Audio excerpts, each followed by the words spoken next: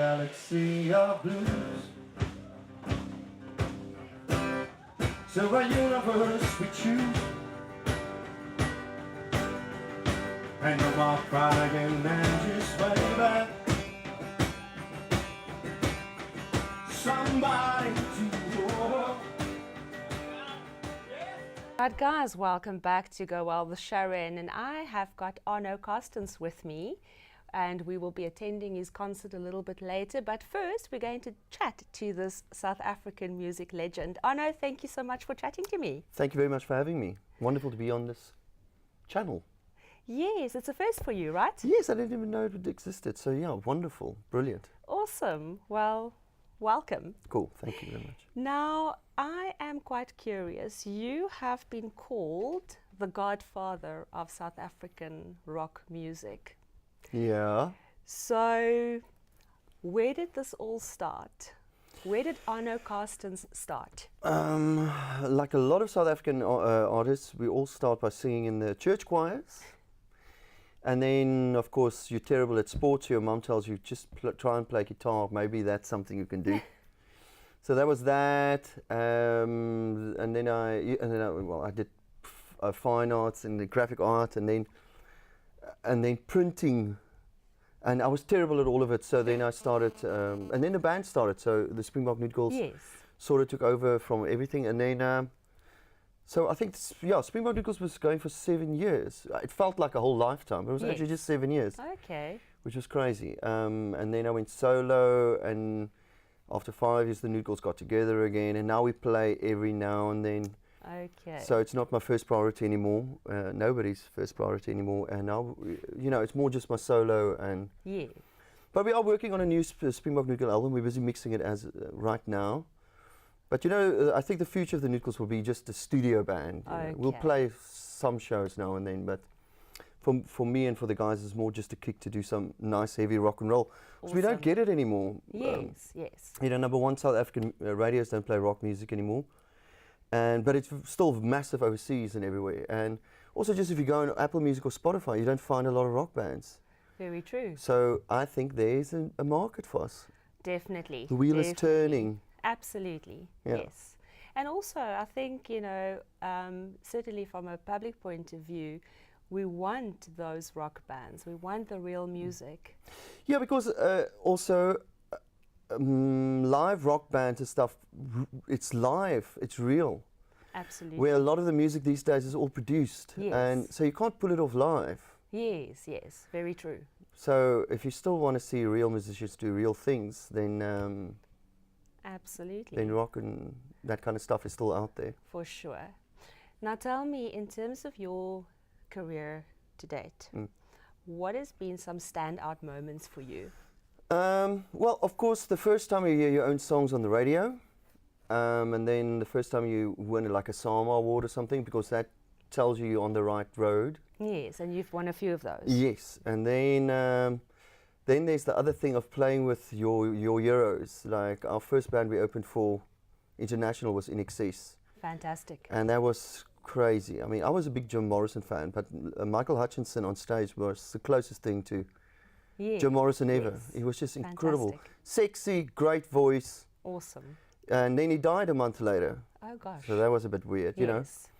And then it was U2, Rolling Stones, REM. So, and now a month ago I played with what's his name? Brian Ferry. It's an old crush of mine, so I really fantastic. like his stuff. So. Yes, we all do. So it's great to see how the Joneses do it, how the other people, yes, how it works backstage.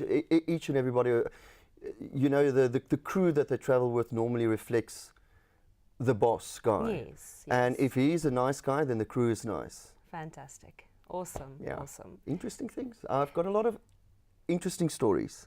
I can only imagine. Touching on that, the interesting stories, what is the weirdest thing that you've encountered so far with your international travels, with your sharing the stages with some of the most prolific and biggest bands? It's just the size of everything is normally quite mind-blowing. So that is one thing, but the weird, interesting stories is just stuff that shocks you, and that has got nothing to do with those bands. It's just like a guy and his wife will come and I must sign a breast, but then then I also got to sign him. That is And weird. it's just crazy, you know. Yeah, that is weird. That is very weird.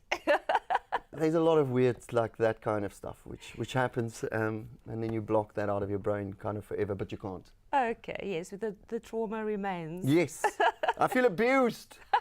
Me too. Good one. Now tell me, I'm quite curious. You've played at Glastonbury, which is huge. Okay, you probably, there's like hundreds of thousands of people there. 150,000. That's a lot of people. Now, obviously, a band or a solo artist, you feed off the energy of the crowd. But how does that compare playing to an intimate crowd like you're going to tonight? Intimate crowds are sometimes, most of the time, almost a little bit more scary.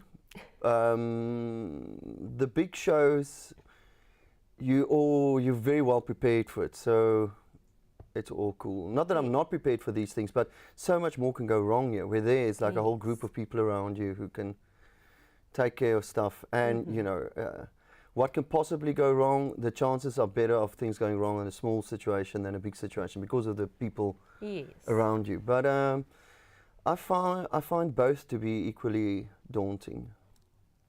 But you know, you're nervous, and then when you get on stage, well, that's it. You just got to deal with it. So yeah, the music takes over. yes. Awesome. Now, what were your thoughts walking out on that stage when you were playing at Glastonbury? Well, Glastonbury, remember, there's loads of stages. Yeah. So there might be 150,000 people, but they're not all at the same place. You get the big main stage, but I wasn't playing there. I was playing at one of the smaller stages. But the one that was 100,000 people was in Soweto with U2. Awesome. And which was very interesting is the fact that I think the people are a bit nervous to hang around all the places around Soweto. Yeah. So everybody was in. So we had a full house. Fantastic. 100,000 people. So that was really cool. And then, of course, Cape Town wasn't that great. The wind always blows there and the sound wasn't that good. Yeah. We didn't even get sound check. And also the people are always at the restaurants all around, so they drips and drabs. And so for me, my favorite spot in South Africa to play was the Soweto soccer stadium. Awesome. Sounds perfect. Yeah. The sound is incredible and it's a great venue. And yeah, U2 was incredible, like always. Awesome, awesome. Now tell me, going forward, what is on the cards for Arno? So I've been painting a lot, so I'm busy with a new exhibition. That's going to be maybe in June. And then also I'm working, because the last album I brought was my first Afrikaans album. So I'm working on the second Afrikaans album, but before that I'm putting out next week starting with English songs, putting out. Awesome.